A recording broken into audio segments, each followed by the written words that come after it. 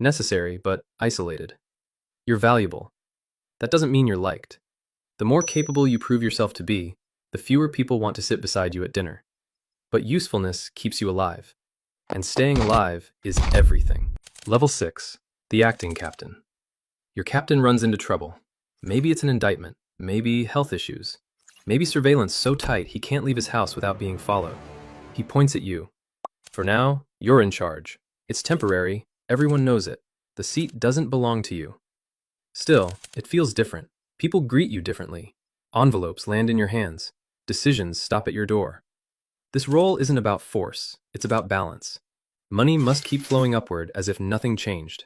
The crew must stay calm. No panic, no reckless moves. If income drops, the captain hears about it. If conflict erupts, it's on you. There's another risk. If you perform too well, people notice. And sometimes, competence looks like ambition.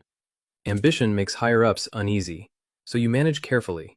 You're effective, but modest. Confident, but never threatening. You act like you're holding the seat for someone else. Level 7.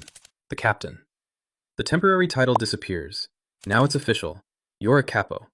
10 soldiers report directly to you. Maybe dozens of associates operate under your reach. You're no longer chasing small opportunities. You manage systems, gambling operations, construction deals, union connections, loan networks. Your phone rarely stops ringing. Your priority is insulation. Your men meet you in parking lots, diners, parks. They hand you thick envelopes. You pass a larger one upward. The boss shouldn't know the details. That's your responsibility.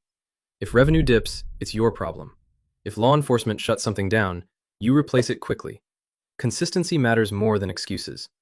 You also serve as judge. 2 soldiers argue over territory. They come to you. You listen. Then you decide. In your crew, your word ends it. But understand this clearly. You have numbers to hit every week. If envelopes shrink, questions start. And in this world, replacement is permanent. Level 8. The Messenger. It's a real role. Few acknowledge it. Families need communication. Bosses need communication. They can't meet openly. Too risky, too visible. So someone carries the words. That someone might be you. You travel. Sit in private rooms with representatives from other crews. You deliver messages that can't exist on paper or over a phone line. One wrong sentence can trigger violence.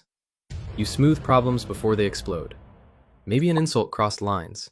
Maybe money is owed. Whatever it is, you stabilize it. This role requires control, calm nerves, strong memory, careful language. You don't raise your voice. You don't choose sides. You keep temperature low. It sounds important. It is. It's also exhausting. One misstep echoes across cities. Level 9. The Counselor. You don't command a crew. You don't oversee territory. Your influence comes from proximity. You sit near the boss. When captains disagree and no one can settle it, you're consulted. When the boss wants immediate action, you slow the room down. You're allowed to disagree, respectfully. You consider consequences others ignore. Legal exposure, political fallout, long-term damage. Maybe you have a law degree. Maybe you just survived long enough to understand patterns. You help structure deals so they don't collapse later. You suggest what not to pursue. Most days, you're not perceived as a threat. You don't control soldiers. You don't claim leadership. But proximity cuts both ways.